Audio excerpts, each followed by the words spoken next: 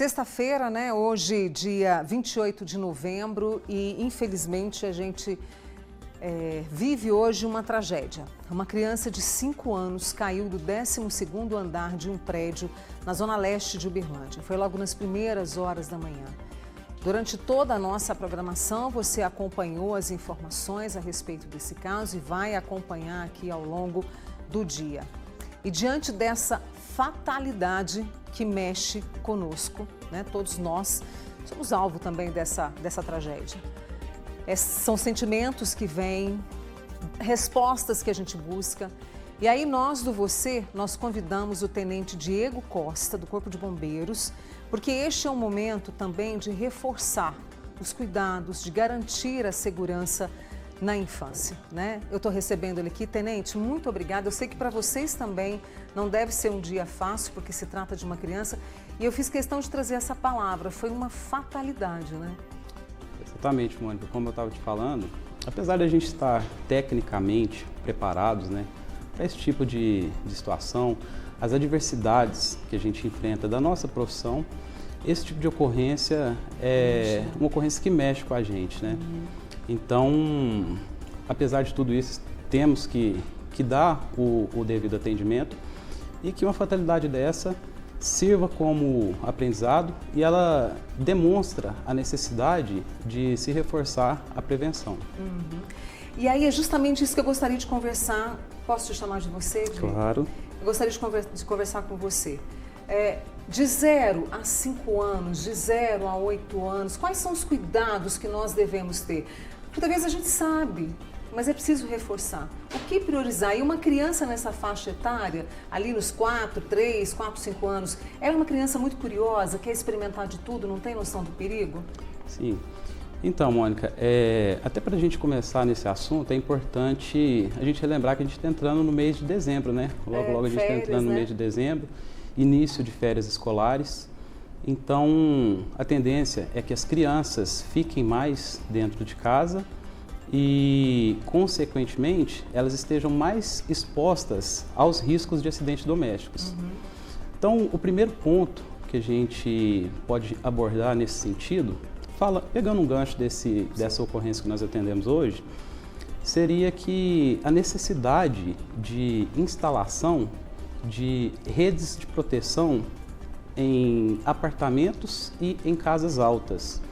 Sobrados, assim, exatamente. Né? Então, é importante que essas redes de proteção, elas tenham uma certificação e que se procure profissionais responsáveis para fazer essa instalação.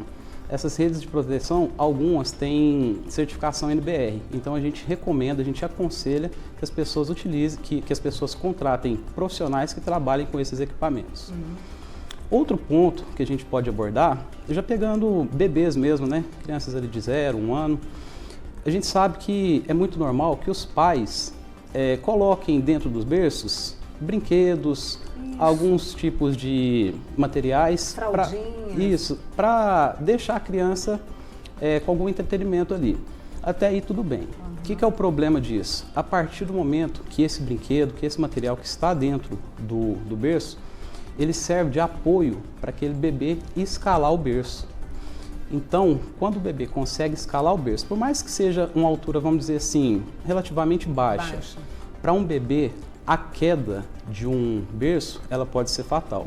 Então, o primeiro ponto também, um segundo ponto seria esse, tomar cuidado com o que os pais vão deixar dentro dos berços, para que não sirva como apoio para aquele bebê escalar o berço e ter uma queda de cima do berço. Quando a gente fala de crianças nessa faixa etária, né, o principal acidente é a queda ou não, Tenente? Olha, a gente atende muita ocorrência envolvendo queda, afogamento, intoxicação, muita ocorrência envolvendo queimadura também, mas a gente pode dizer que um grande número de ocorrências envolve a queda. A queda, sim. Né? Por isso evitar, né, deixar a criança perto de qualquer tipo de objeto que possa servir para ele brincar de que é um super-homem, esse tipo de situação, né? Pegando esse gancho aqui, a gente aconselha que os pais eles não instalem camas ou outros objetos, outros móveis próximo às janelas, próximos às sacadas. Por quê? Esses objetos eles podem servir de apoio para aquela criança subir, alcançar o parapeito, seja da janela, seja da sacada, desequilibrar e acabar tendo algum acidente ali. Então, evitar de instalar esses equipamentos, esses móveis próximo às janelas. E é importante dizer também, Mônica, casas e apartamentos que possuem escadas internas, é importantíssimo que essas escadas elas possuam corrimão e que o piso seja antiderrapante. Isso aí vai ajudar a evitar acidentes. E aproveitando ainda esse assunto sobre escadas, é importante que o acesso para essas escadas internas, ele seja barrado, ele seja impedido, principalmente para aquelas crianças que estão engateando, aquelas crianças que estão aprendendo a andar. Então é muito importante que os pais tenham esse cuidado e impeçam o acesso dessas crianças a esses locais. Seria colocar tipo um portãozinho. Exatamente. Uma barreira existem, né? Significativa para a criança não... Isso, existem alguns portões que a gente compra em supermercados, lojas de móveis, mas se a pessoa não tiver essa condição, ela pode colocar ali às vezes uma caixa um pouco mais alta, uma cômoda, que consiga impedir o acesso da criança a essa escadaria. Se você tem uma pergunta, vamos aproveitar que o Tenente Diego Costa, né, que está trabalhando desde cedo, acompanhou essa ocorrência e agora está conosco no Você. Você tem alguma dúvida? Porque você deve ter netos em casa, seus filhos, né, os sobrinhos, e todos nós precisamos estar envolvidos quando se trata da segurança de uma criança e até mesmo de um adolescente, né, Tenente? Então faz o seguinte, manda uma pergunta para a gente no 998971000, ele continua conosco no próximo bloco, vou fazer uma pausa e já estamos de volta com você. Estou aqui recebendo no Você, desta sexta-feira, o Tenente Diego Costa, do Corpo de Bombeiros, que esteve na ocorrência daquele menino, o Mateu, né, de 5 anos, que caiu do 12º andar do prédio onde morava na Zona Leste de Uberlândia. Você está acompanhando a programação, a gente está acompanhando esse caso e eu trouxe o Tenente Diego Costa para reforçar, né, esse cuidado, esse olhar que a gente tem que ter. A gente sabe das obrigações, a gente sabe que a vida está corrida, né? Isso foi uma fatalidade o que aconteceu, mas a gente precisa estar sempre atento a isso. E aí, Tenente, nós vamos entrar no período de férias, como você bem lembrou. Então as crianças vão viajar com os pais, com os avós, com os tios, podem ir para a praia, podem ir para o lugar que tem piscina. Quais são os cuidados necessários nessa época do ano? Então, Mônica, você mesmo falou, a gente precisa estar bem atento a isso, né? Então, os pais, eles devem ter uma vigilância constante com as crianças. Como você disse, é uma época que as famílias costumam ir muito à praia, para clubes, balneários, e isso acaba trazendo risco de afogamento, né? Que também a gente, infelizmente, acaba registrando um alto índice de afogamento nesse período. Então, por mais que o pai, a mãe, a criança saiba nadar, é muito importante, sempre que forem entrar na piscina, no rio, no mar, utilizem coletes salva-vidas, utilizem boias e não confiem apenas na sua técnica de natação. É uma coisa que às vezes a gente também é um pouco displicente, ignora, porque muitas pessoas não sabem. Mas até a cor da roupa que a gente escolhe para a criança utilizar, ela pode ajudar a salvar a vida dela. Como assim? Dependendo do tipo de tonalidade da cor da roupa que a criança esteja usando, por exemplo, um azul claro, um verde claro, essa criança, quando ela está no fundo da piscina, a gente não consegue enxergar, dependendo da movimentação da água. Entendi. Então, se a gente colocar uma cor um pouco mais chamativa, mais forte, por exemplo, um laranjado como esse, os pais, as mães vão conseguir visualizar. Então, é uma dica simples, mas que pode ajudar a salvar uma vida também. Então, esqueça ali o maiozinho, o calçãozinho azul, verde, prefiro outras cores. Exatamente, mais chamativas, né? Fluorescentes. E o colete sempre ficar por perto também. Sempre. Porque criança, eu não sou mãe, gente, né? O Tenente também ainda não tem filhos, mas assim, a gente sabe que piscou o olho, a criança surpreende, não é? Por isso esse olhar atento. Isso, 100% do tempo os pais devem estar vigilantes nas crianças. Até porque as crianças são muito curiosas, né? Nessa fase da vida, né? Exatamente. São muito curiosas, querem experimentar o mundo, Sim. né? E elas não têm noção do perigo, né? Ainda Sim, não têm a noção do perigo, mesmo. Né, Tenente? Deixa eu trazer algumas das nossas participantes aqui. A Lindalva, colocar telas nas janelas, isso dá um pouco mais, dá total segurança, vamos dizer assim? Dá mais segurança. Quais telas, assim, então, que seriam mais seguras? É importante escolher as telas que tenham a certificação NBR. NBR? Isso. Que é? Norma Brasileira Regulamentadora. Perfeito. Que são aprovadas pela BNT. Então, é importante procurar profissionais que utilizem essas telas, tá? A gente sabe que alguns lugares, por exemplo, vou citar o exemplo de uma janela basculante de um banheiro. Tá. É complicado a gente instalar uma rede de proteção nesse local. Então, o que a gente recomenda? A gente recomenda que se instale uma grade, aquelas grades que deixam um vão e que consiga abrir por completo aquela janela basculante. Então, se eu não consigo instalar uma rede de proteção, eu posso instalar uma grade de proteção.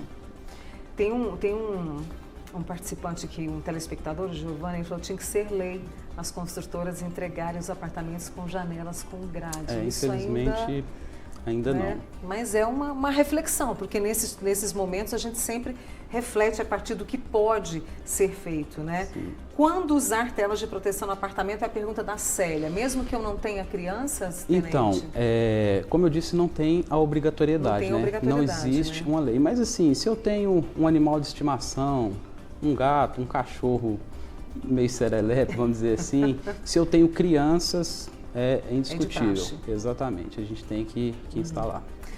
Você falou das piscinas, da criança no mar ali, né? Agora nas férias. Aí a gente tem os parquinhos. Quais são as recomendações? Então, nessa parte de parquinhos, novamente, que os pais fiquem atentos às crianças. Não tirem os olhos um minuto sequer, porque nessas situações, parques muito cheios, as crianças se perdem e aí pode trazer um transtorno bem maior ainda. Então, ficar sempre atento. E às vezes o parquinho não está com os brinquedos ali, com a manutenção devida. É muito importante que os pais saibam onde vão levar essas crianças, observe escorregadores, observe aqueles tubos, se estão realmente livres, adequados, limpos, né? Se não tem nenhum animal peçonhento ali naquela região. Então, que os pais devem fazer essa vistoria, vamos dizer assim, né? Verificar se aquele local realmente está adequado para colocar os filhos, as crianças naquele local. Uma outra questão que a gente tem que estar atento é em relação a medicamentos que podem estar visíveis para a criança, a questão de produtos de higiene, de limpeza, não é, Tenente? Sim. Como as crianças agora, elas nesse período, elas tendem a ficar mais em casa, e como eu disse, elas são muito curiosas, né? E a gente vai pegar um material de limpeza aí, hoje, a gente vai ver um frasco cor verde-limão, um frasco rosa-choque. Não traz uma curiosidade para a gente, chama atenção. Às vezes vê um produto cremoso, parece, nossa, será? Eu lembro quando eu era criança, eu tinha essa curiosidade. Então, os pais devem ter esse tipo de atenção. Não deixar esses frascos, esses produtos, que sejam de remédios, de materiais de limpeza, não deixar ao alcance das crianças. Se for em um armário baixo, que esse armário fique trancado. O ideal é que esses produtos, esses medicamentos fiquem em um armário mais alto, que as crianças não consigam ter acesso. Tenente, sempre conversar com os filhos? Sempre conversar com filhos. Filhos, netos, sobrinhos, afilhados, né? Com as crianças, ensinar até que ponto ela pode chegar, o que ela pode mexer, o que não pode. Sempre recomendando o caminho certo. E assim, só para fechar, a gente agradece ao trabalho do Corpo de Bombeiros, né, que tem uma missão bonita, mas ao mesmo tempo uma missão difícil. E vocês nessas situações, vocês também têm um suporte, um apoio psicológico, não é, Tenente? Sim, sim. Como eu disse, a gente é preparado para essas adversidades da nossa profissão, né? Nós somos treinados para isso. Mas por trás dessa farda existe um ser humano, né? Por trás das nossas fardas existem pais de família, existem pessoas. E é muito importante, como eu estava te falando aqui hoje mesmo, antes mesmo de sair da ocorrência, o comando da nossa instituição, nosso psicólogo já entrou em contato comigo, perguntou se estava tudo bem, se estava tudo bem com a minha equipe. Então, a gente realmente tem esse acompanhamento, até mesmo preventivo, justamente porque a gente também necessita, né? A gente está ali ajudando todo mundo, mas a gente também acaba precisando ser ajudado. E todos nós estamos comovidos, todos nós estamos assustados. Eu fiquei, né? Tô abalada com essa história, não vou negar para vocês. Eu tenho uma sobrinha neta, então assim, você se preocupa e é por isso que você quis trazer, com a ajuda do Tenente Diego Costa, do Corpo de Bombeiros, essas dicas. E claro que durante as férias a gente vai voltar a falar com vocês também. A Célia, né, tá muito comovida, muito triste, todo cuidado realmente é muito pouco, né? A gente tem que reforçar esse cuidado todos os dias. A Lourdes também trouxe algo muito importante, que Deus conforte essa família, porque não dá para mensurar, né, Tenente, a dor dessa mãe, desse pai, de todos da família, porque como eu disse, foi uma fatalidade, uma tragédia. Tenente, muito obrigada, viu? Que precisar da gente, estamos aqui, tá? Agradeço pelo convite, coloco a corporação à disposição. Saibam que a gente está aí à disposição da população 7 dias por semana, 24 horas por dia, através do telefone 193. Muito obrigada e um bom descanso. Obrigado. Tá? Obrigada, leve meu abraço a todos lá. Leve sim. Viu?